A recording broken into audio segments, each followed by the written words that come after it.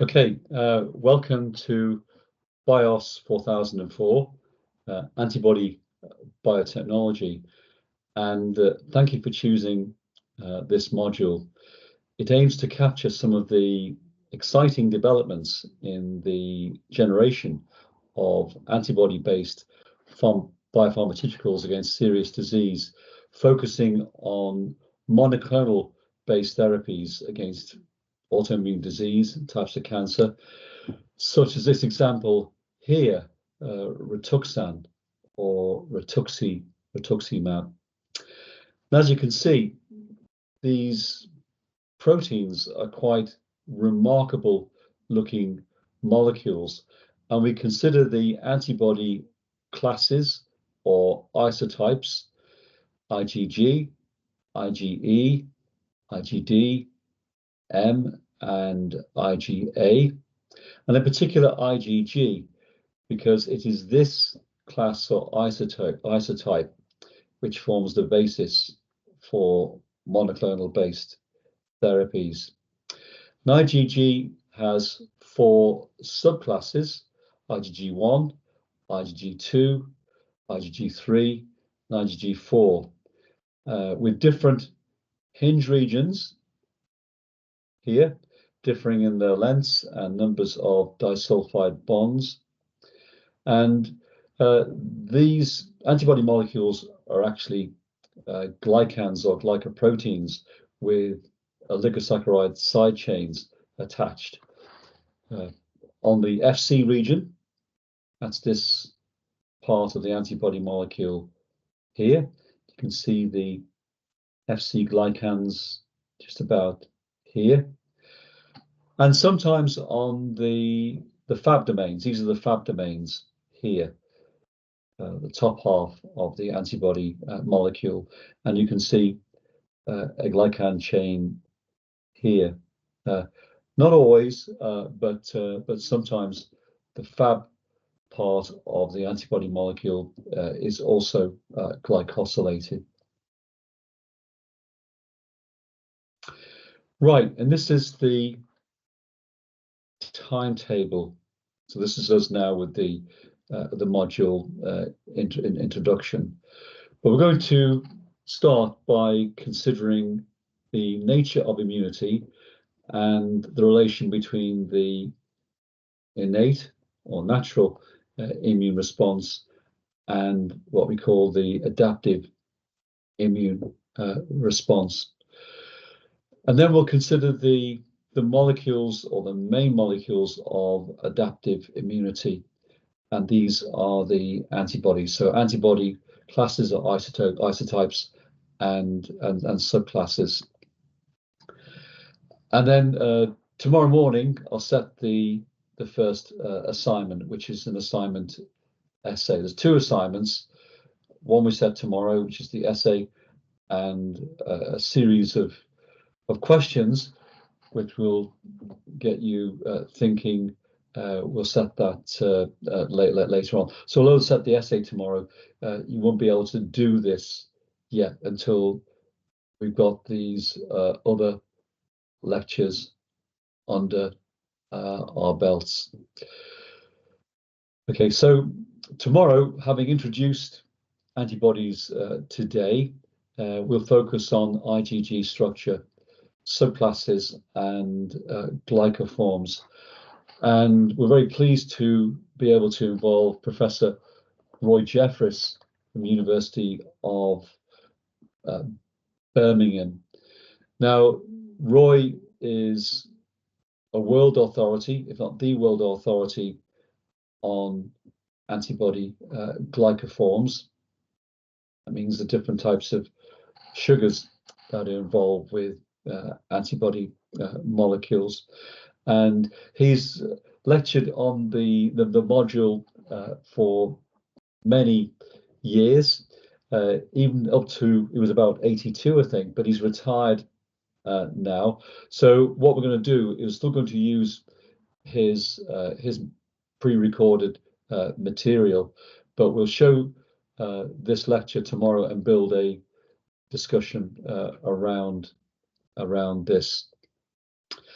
And then we'll consider the very important problem of protein aggregation. When designing therapies against particular diseases and things involving antibodies, okay, we can find these formulations of things which work, but it's very important that the antibodies themselves don't clump together or aggregate, because if they do, they then become what we call immunogenic and cause problems themselves. So we'll describe this problem next week.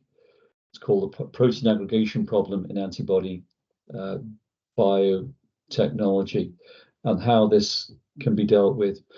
And in fact, one of the strategies used to reduce the aggregation problem is a technique known as pegylation, where you introduce this synthetic polyethylene glycol molecule into the antibody molecule as a way of reducing aggregation. Also has other benefits as well. And Dr. Nagamani Bora will be talking about that next Friday.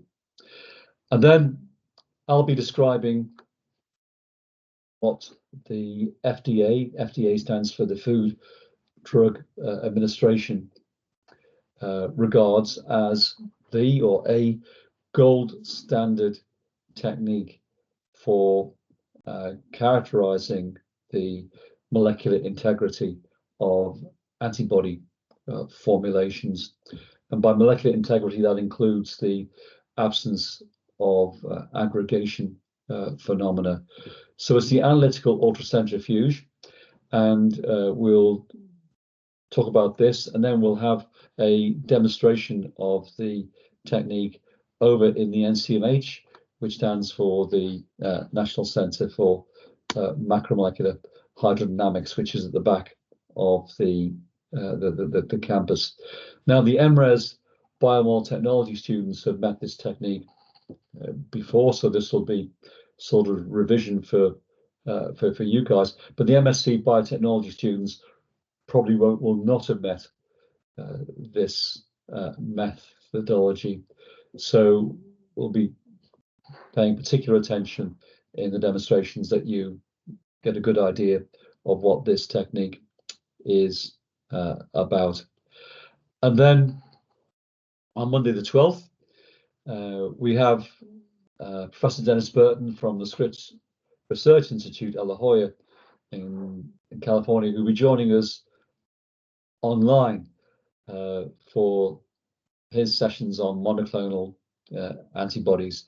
And because there's a time lag between us here and the west coast of the USA, we've timetabled his lectures to be in the afternoon here. It'd be a bit mean timetabling it at 9 o'clock, because he'd have to get up in the middle of the night.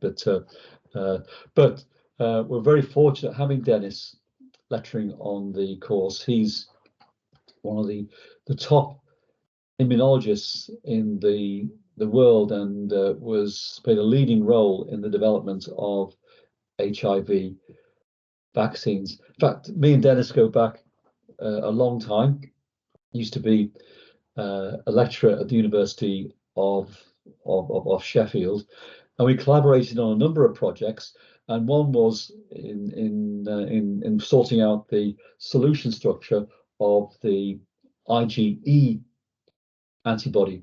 IgE is responsible for the allergic response, and using hydrodynamic techniques, which is what we have in the hydrodynamic center, like the centrifuge and other methods, such as X-ray scattering, we were able to show for the first time, this is back in 1990, that the IgE molecule had a cusp shape in solution, a cusp shape which facilitates the binding of the IgE Fc domain to the IgE receptor.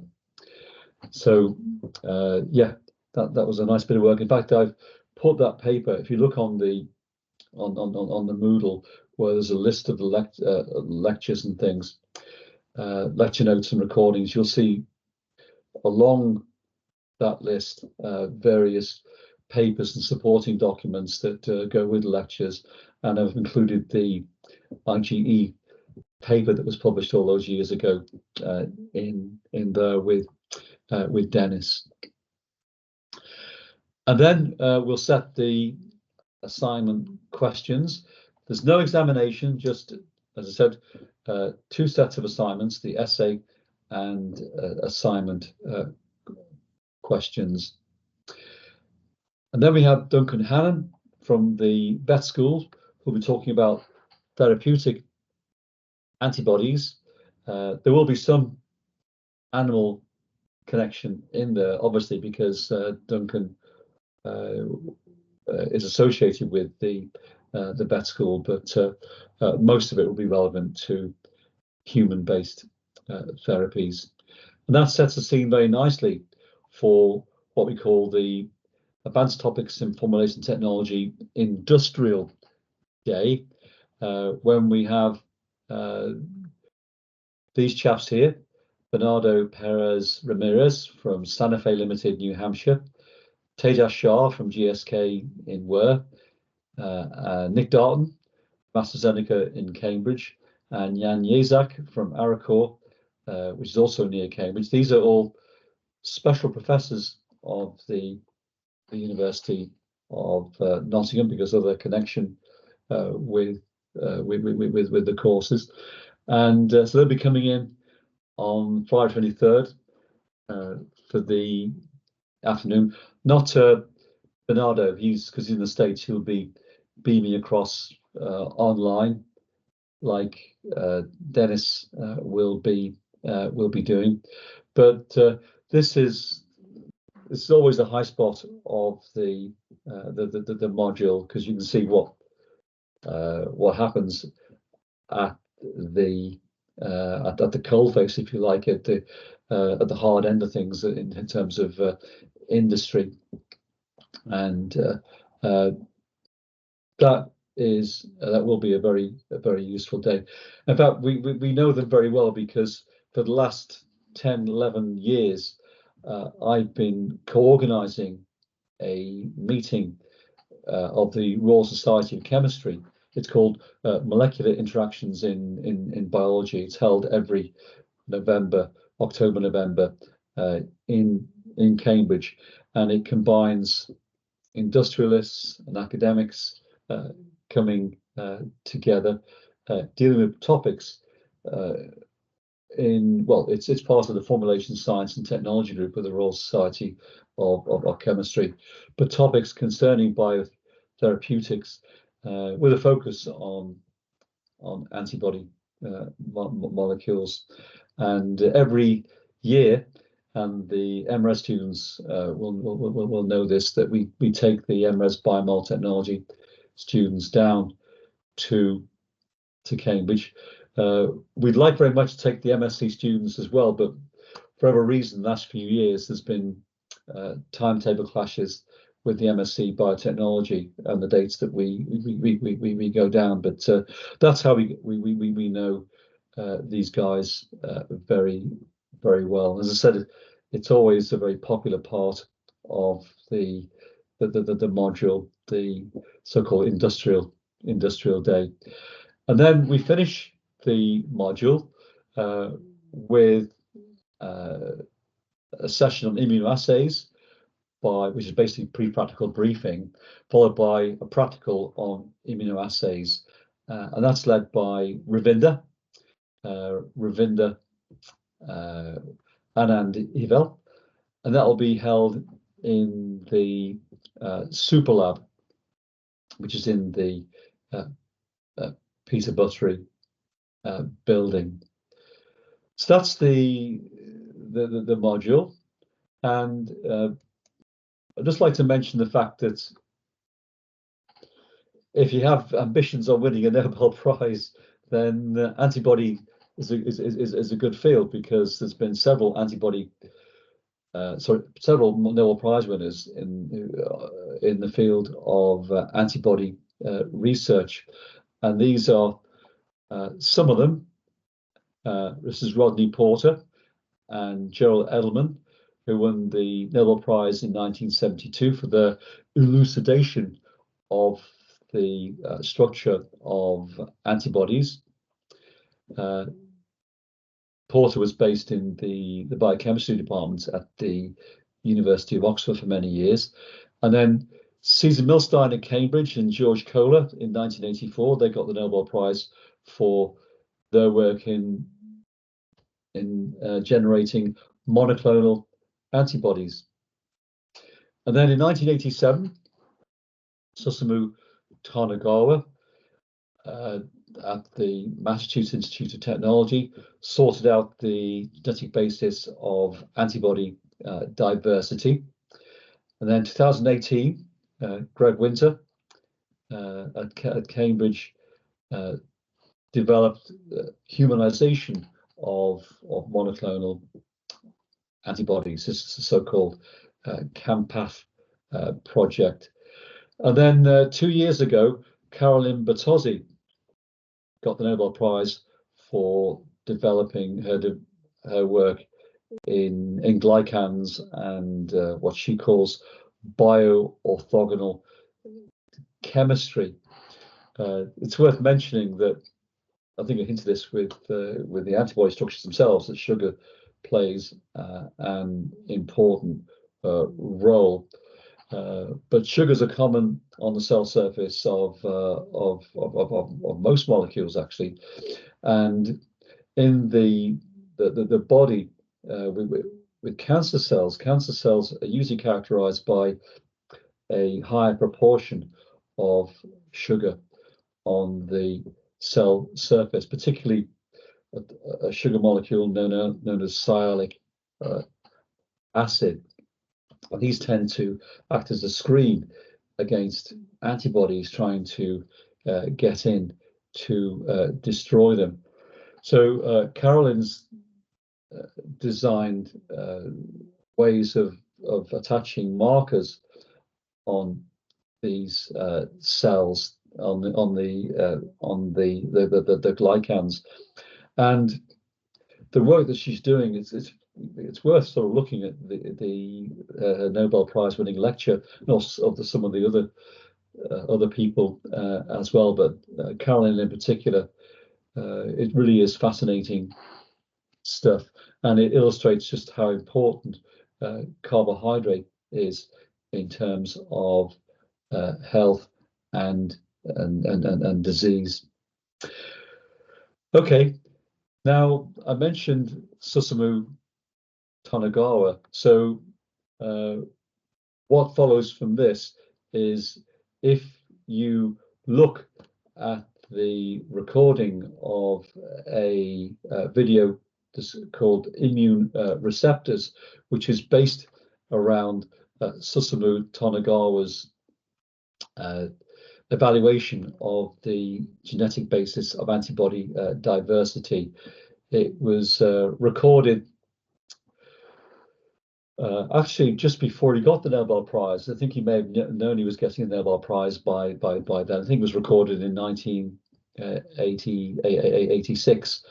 So the quality of the video is not the best, but I think it illustrates the great work that Susumu did very well indeed. And it also introduces adaptive immunity and antibody molecules. So after this introduction, if you go to the link I've given on the Moodle to the lecture, to the video on immune receptors, yeah, I'd like you to do that, and then we'll reconvene and consider the first lecture of the module, which is the nature of immunity. Okay, thank you.